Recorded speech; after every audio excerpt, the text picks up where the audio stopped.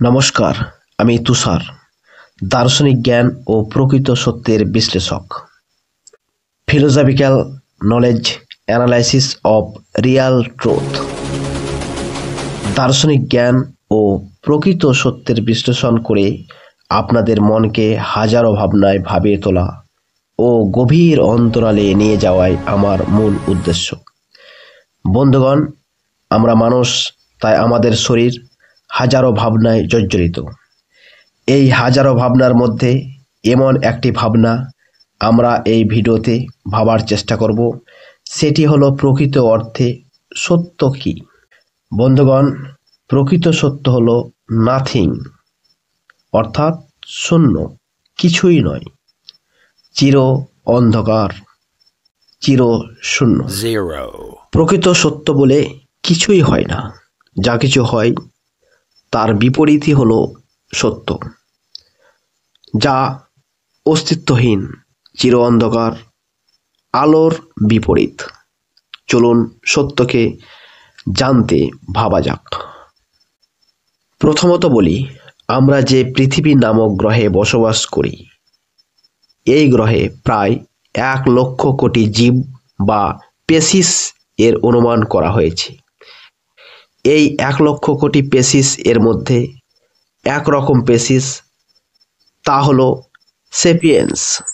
জটিল থেকে জটিলতর পদ্ধতিতে দেহবিন্যাস এর বিবর্তিত হয়ে বর্তমানে হোমো সেপিয়েন্স সেপিয়েন্স, যা আমরা মানব প্রজাতিতে রূপান্তরিত হয়েছি। বন্ধুগণ, বর্তমানে এই পৃথিবীতে শুধুমাত্র হোমো সেপিয়েন্স এর সংখ্যা 800 কোটিরও বেশি। এর মধ্যে আমি একজন, ঠিক আমার মতোই আপনিও একজন। চিন্তা করুন, পৃথিবী নামক এই গ্রহের অজস্র জীবকুলের মধ্যে আপনার আমার অস্তিত্ব কোথায়? এ তো গেল পৃথিবীর জীবকুলের কথা। এবার চলুন গ্রহ নক্ষত্র দিকে। পৃথিবীকে নিয়ে ছোট বড় মিলে 9টি গ্রহ এবং তাদের উপগ্রহ, সূর্য, নক্ষত্রকে নিয়ে আমাদের এই সৌরজগৎ। এই রকমই সূর্য নেয় কোটি কোটি নক্ষত্র। বন্ধুগণ, আপনারা হয়তো জেনে থাকবেন, সূর্য থেকে আমাদের পাশের সূর্য অর্থাৎ পাশের নক্ষত্র প্রক্সিমা সেন্টারি, এটি আমাদের সূর্য থেকে 4.25 আলোকবর্ষ দূরে। কখনো ভেবে দেখেছেন? যাই হোক, নক্ষত্র ও তাদের গ্রহ উপগ্রহ মিলে একটি গ্যালাক্সি। কয়েকটি ছোট বড় গ্যালাক্সি মিলে এক লোকাল গ্রুপ। কয়েক লক্ষ লোকাল গ্রুপ মিলে একটি সুপার কন্টিনেন্ট।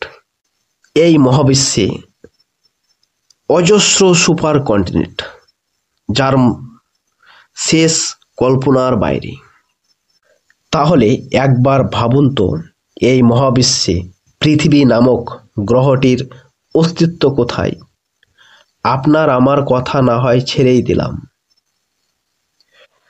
তাই বন্ধুগণ, অজস্র গ্রহ নক্ষত্র, এই বিশাল মহাবিশ্বের কল্পনা করাটা এক ধরনের অকল্পনা ছাড়া আর কিছু নয়।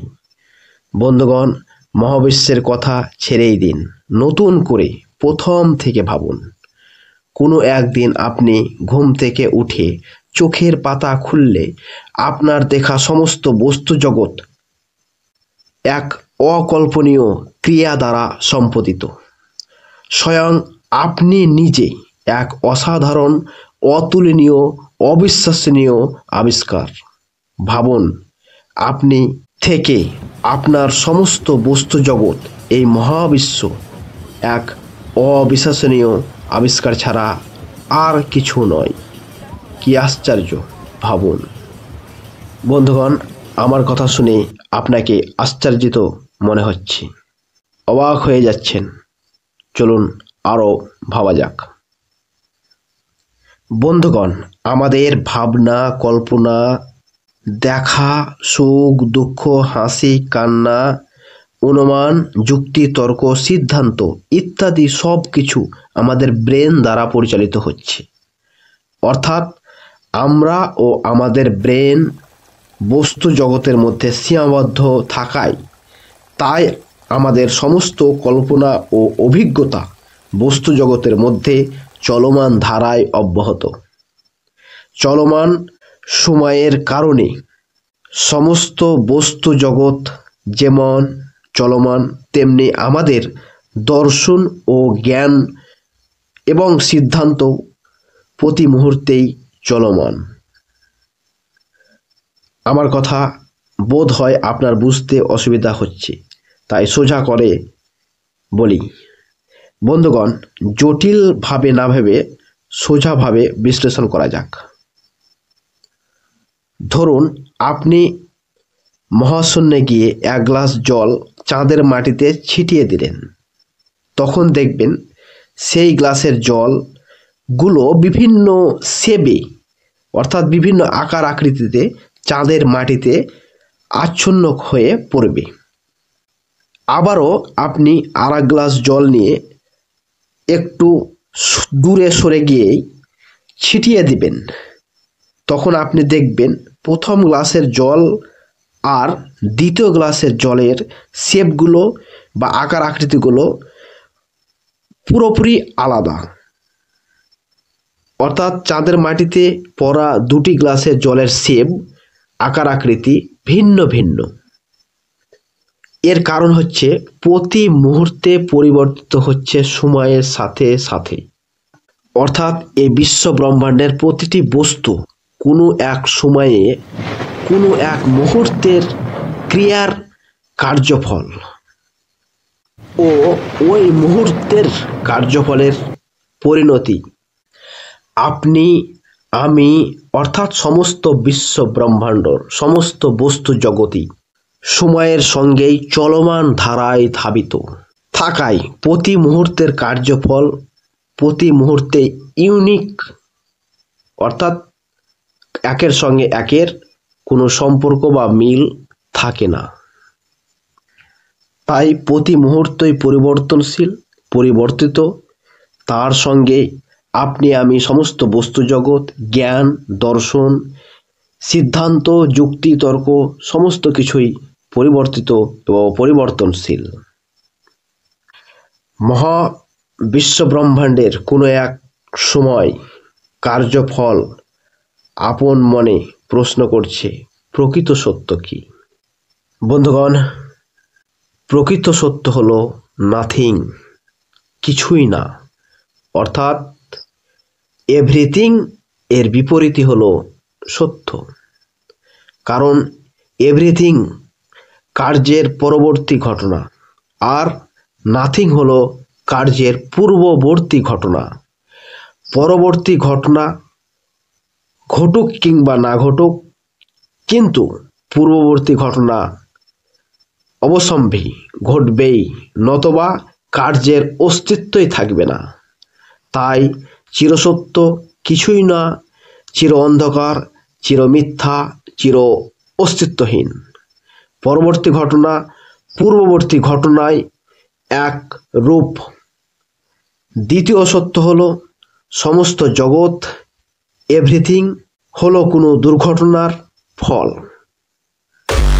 কোনো এক মুহূর্তের দুর্ঘটনার ফলে বস্তু জগৎ তার ধর্মের বিপরীতে গিয়ে আপনি, আমি, সমস্ত জগৎ এক দুর্ঘটনাবশত এভরিথিংয়ের অস্তিত্ব, যা প্রকৃত অর্থে চির মিথ্যা, চির অন্ধকার বা নাথিং।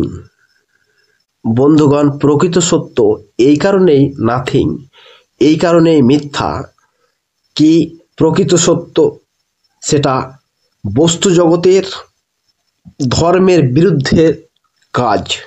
কোনো এক দুর্ঘটনা যেটা ধর্মের প্রকৃতির যে একটা নির্দিষ্ট ধর্ম আছে, সেই ধর্মের বিরুদ্ধে গিয়ে কোনো এক অপকর্মে ঘটিত বা দুর্ঘটনা ঘটিত কোনো এক ক্রিয়া দ্বারা সম্পাদিত।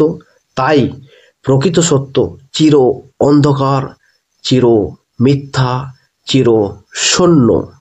অর্থাৎ সর্বশেষে বলবো প্রকৃত সত্যই হচ্ছে শূন্য, কিছুই না, নাথিং, নাথিং।